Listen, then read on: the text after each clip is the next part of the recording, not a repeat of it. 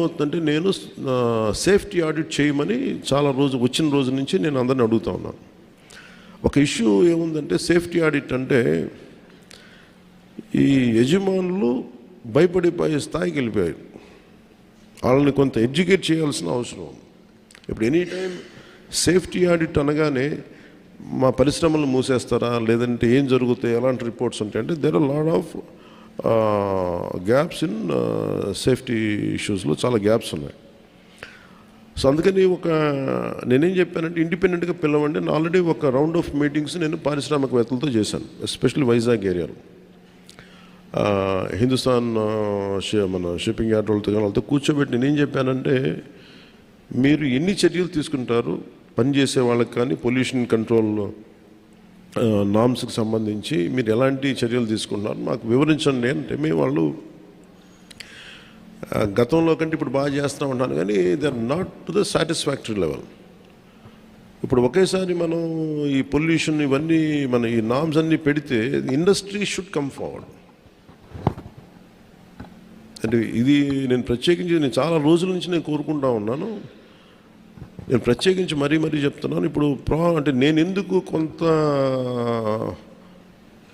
ఒక అడుగు ముందుకేయడానికి నేను ఎందుకు సంకోచిస్తున్నానంటే, ఒకసారి అది ప్రభుత్వానికి ఇబ్బందిగా ఉండకూడదు గబుక్కి నా ఉద్దేశం సేఫ్టీ ఆడిట్ జనాల ప్రాణాలు పోకూడదు, కార్మికుల ప్రాణాలు పోకూడదు అనుకునే పరిస్థితిలో ఉంటాను నేను ఎప్పుడు. అలాంటిది మళ్ళీ ఇది ఇలాంటి సేఫ్టీ ఆడిట్ చేస్తే ఉన్న పరిశ్రమలు వెళ్ళిపోతాయి అని చెప్పి ఒక వదంతి ఉంది. అది కొంచెం మాట్లాడతారు నాతోటి, మీరు ఇలా చేస్తే పరిశ్రమలు వెళ్ళిపోతాయి, పరిశ్రమలకి అనుకూలమైన వాతావరణం ఉండదు అంటే.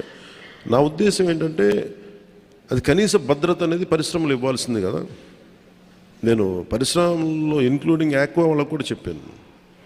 సో ఇది గ్రేట్, చాలా సంపాదన ఉంది, రాష్ట్రానికి ఆదాయం ఉంది, మనకి ఈ పరిశ్రమల వల్ల చాలా సంపాదన ఉంది. కానీ ప్రయారిటీ ఎవరైతే పని చేస్తారో వాళ్ళకి ప్రాణరక్షణ కూడా చాలా అవసరం కదా. ఆ నామ్స్ ఏంటి ఒకసారి మాట్లాడదామని నేను అనుకుంది ఏమంటే సెప్టెంబర్ మిడ్లో వెళ్దాం అనుకున్నాను. నా విల్ మేక్ ఇట్ సెప్టెంబర్ ఈ మంత్ ఎండింగ్లోనే నేనే వెళ్ళి కూర్చుంటే ఒక మీటింగ్ చేస్తాను ప్రత్యేకించి వైజాగ్ పొల్యూషన్ కానీ వైజాగ్లో ఉండే చుట్టుపక్కల పరిశ్రమలో ఉండే సేఫ్టీ నామ్స్ వీటి మీద నిరంతరం ఇది ఒక ప్రాక్టీస్ అయిపోయింది. ప్రతి 2 వారాలకు 3 వారాలకు మైనర్ ఇన్సిడెంట్ మేజర్ ఇన్సిడెంట్ జరుగుతూ ఉంది. వీటికి ఇంకా అది మినిమైజ్ చేయాలి, అసలు కంప్లీట్గా ఎలిమినేట్ చేసే పరిస్థితికి రావాలంటే ఏం చేయాలని ఒక కలెక్టివ్ అక్కడ ఉన్న పారిశ్రామికవేత్తల ద్వారా, ముఖ్యంగా కెమికల్ ఇండస్ట్రీస్ లేదంటే ఫార్మాస్యూటికల్స్ వాళ్ళతోటి కూర్చోవాలి.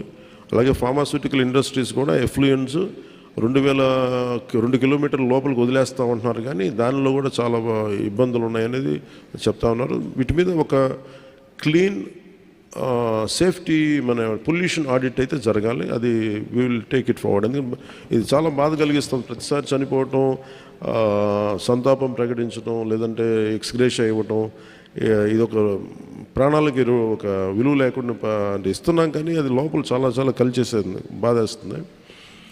ఇది కొంచెం ఇంటెన్స్ మీటింగే పెట్టాల్సి వస్తుందండి. అది will take it forward in coming days. Sir good morning sir. మీరు చెప్పండి.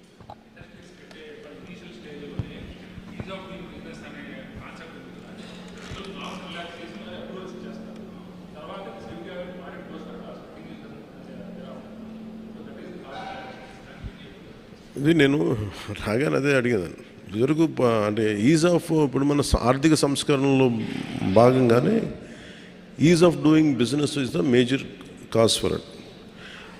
దాన్ని ఇంకొంచెం ఈజ్ ఆఫ్ డూయింగ్ బిజినెస్ ఉంటూనే ఈ ప్రమాణాలు పాటించేలాగా ఎలా చేయాలనేది ఒక బలమైన ఎక్సర్సైజ్ చేయాలి. అది దృష్టిలో ఉంది, దాన్ని ఖచ్చితంగా చేస్తాను. ఎందుకంటే అండ్ ఇదేమైపోతుందంటే, నేను ఒక్కసారి ఎక్కువ అధికారులతో మాట్లాడుతుంటే కూడా అధికారులకి ఏముందంటే మీకే ఇబ్బంది అవుద్ది గబుక్కని మీకు ఈజ్ ఆఫ్ బిజినెస్. మీకు ఉదాహరణకి 2009 నుంచి 2011కి వైజాగ్ పొల్యూషన్ ఇంక దేశంలో ఎంత లేనట్టుగా ఉన్నాయి. అలాంటి డిఫరెంట్ ఎమిషన్స్ వల్ల మొత్తం పొల్యూషన్ కంట్రోల్ బోర్డు స్టాప్ చేసేసింది. ఇంకే పరిశ్రమలు ఇవ్వు, మొత్తం కట్ డౌన్ చేసుకుంటే మళ్ళీ బై 13కి అన్ని ఎమిషన్స్ తగ్గినాయి. తగ్గిన తర్వాత మళ్ళీ ఈజ్ ఆఫ్ బిజినెస్ రూల్స్ మీద మళ్ళీ ఇచ్చేశారు. మళ్ళీ ఇచ్చేస్తే మళ్ళీ పూర్వస్థితికే చేరుకుంది మళ్ళీ. సో ఎప్పటికప్పుడు ఒక సమీక్ష జరిపేలాగా ఇది ఇట్ షుడ్ బి కంటిన్యూస్. ఏ ప్రభుత్వం వచ్చింది అది కంటిన్యూస్ ప్రాసెస్లో ఉండాలి. కానీ అది కొంత చేయకపోవటం, కొంత పొలిటికల్ సపోర్ట్ ఉండాలి ఇలాంటి పరిస్థితులకి. At the same time bureaucracy కూడా కొంచెం బలంగా పనిచేయాల్సిన అవసరం ఉంది. ఆ నామ్స్కి ముందుకు తీసుకెళ్ళాలి. Will take that point.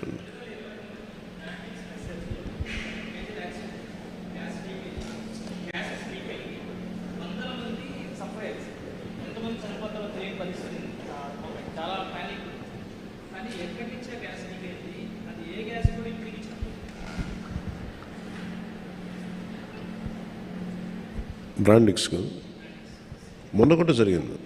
మనం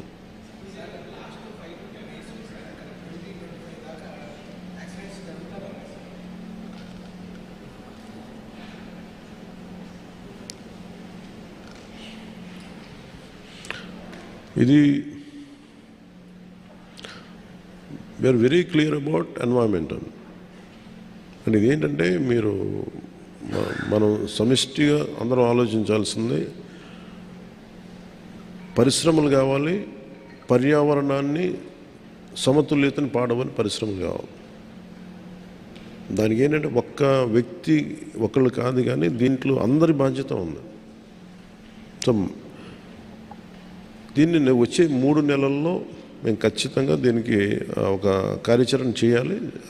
అది మొదలుపెట్టాం. అది అంచెల వారికి మీకు తెలియజేస్తాం. Thank you sir. Good morning sir. ఒక చిన్న సబ్మిషన్ సార్. గుడివాడ నియోజకవర్గం సార్. గుడివాడ నియోజకవర్గంలో ఒక నాగవరం అనే గ్రామం ఉంది సార్. ఆ గ్రామం వచ్చేసి 2 నియోజకవర్గాలు, 2 మండలాలు, 2 పంచాయతీల్లో ఉండడం వల్ల ఊరికి ఎటువంటి ఫెసిలిటీస్ లేవు సార్. ఇప్పుడు కూడా స్టిల్ ఈ రోజుకి వాళ్ళు బోరుబావుల ద్వారా డ్రింకింగ్ వాటర్ తాగుతున్నారు సార్. అవి బోరుబావులన్నీ ఎండిపోయి వాళ్ళకి డ్రింకింగ్ వాటర్ కూడా లేవు సార్ ఆ గ్రామంలో. ఊరి పేరు నాగవరం సార్. అది 2 పంచాయతీలకి అటు పక్కన సగం ఇళ్ళు వచ్చేసి ముక్కోలు పంచాయతీలో ఉన్నాయి సార్. ముక్కోలు పంచాయతీ గూడూరు మండలం, పెడ నియోజకవర్గం సార్. కొన్ని హౌసెస్ వచ్చేసి వేమవరం పంచాయతీ, గుడ్లవల్లేరు మండలం, గుడివాడ నియోజకవర్గం సార్. ఊరి పేరు నాగవరం సార్. నాగవరం సార్. వేమవరం నుంచి 3 కిలోమీటర్లు సార్. అటు నుంచి ముక్కోలు నుంచి వస్తున్నా సరే 3 కిలోమీటర్లు సార్. స్టిల్ దానికి రోడ్డులు కూడా లేవు. రోడ్డులు అడుగుతుంటే అది మా పంచాయతీ కాదు, అవతల నుంచి చూసుకోవాలి, మీ ఊరు అట్టు వస్తుంది అంటారు. వాళ్ళని అడిగితేనేమో ఇటు చూసుకోవాలి ఈ పంచాయతీ అంటారు సార్. ఆ ఊరు 2 పంచాయతీలు, 2 నియోజకవర్గాలు, 2 మండలాల మధ్య నలిగిపోతుంది సార్. స్టిల్ ఈ రోజుకి రోడ్డులు, డ్రింకింగ్ వాటర్ ఫెసిలిటీ లేదు sir. Thank you sir. Thank you sir.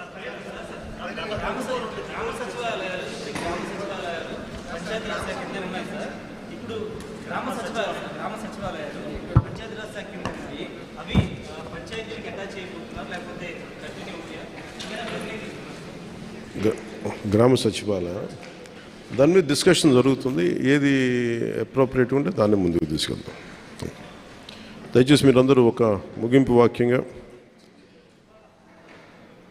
ఇచ్చిన మాట ప్రకారం మేము ఈ పంచాయతీరాజ్ వ్యవస్థని బలోపేతం చేస్తామని చెప్పాం. పారదర్శకత, జవాబుదారీతనం ప్రభుత్వ పనితీరులు తీసుకొస్తామని చెప్పాం.